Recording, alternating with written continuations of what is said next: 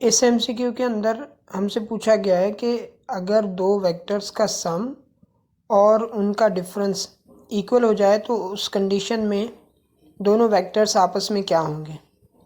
और ये भी बताया गया है कि जो v2 है मतलब दूसरा वेक्टर है वो फाइनाइट वेक्टर है, ज़ीरो या इनफाइनाइट नहीं है। तो इसी तरह से v1 भी है, तो उनके दरमियान की हमें जो है ना कोई कंडीशन मालूम करनी है कि वो एक दूसरे से पैरेलल हैं, एंटी पैरेलल हैं या क्या हैं।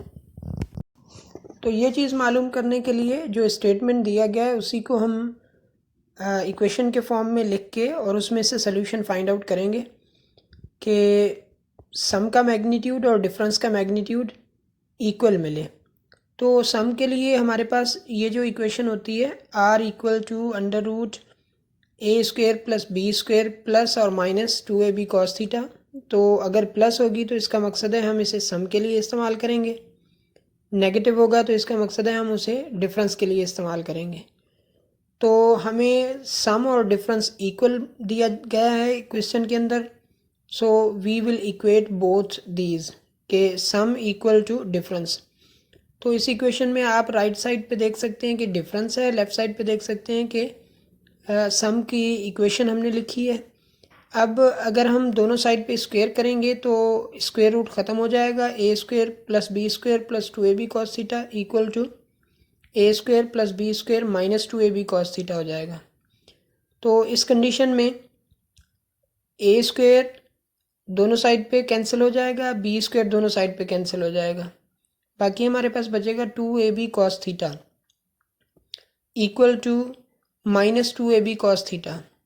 तो अगर इनको हम रीअरेंज करें तो हम इनको लिख सकते हैं 4ab cos theta equal to zero.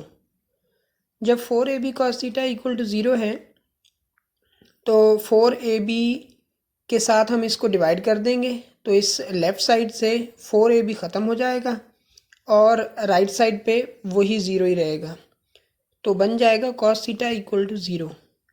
अब जब cos theta equal to zero बन गया तो इसका मकसद है हमें वो एंगल जहाँ पे cos की वैल्यू ज़ीरो मिले ये चीज़ बतानी है। तो सिंपली हम इसको रीअरेंज कर लें या यहीं से सॉल्यूशन जो है ना लिख दें कि cos थीटा का ज़ीरो जो वैल्यू मिलता है वो 90 डिग्री पे मिलता है। सो हम डायरेक्टली लिख देते हैं कि थीटा इक्वल टू 90 डिग्री।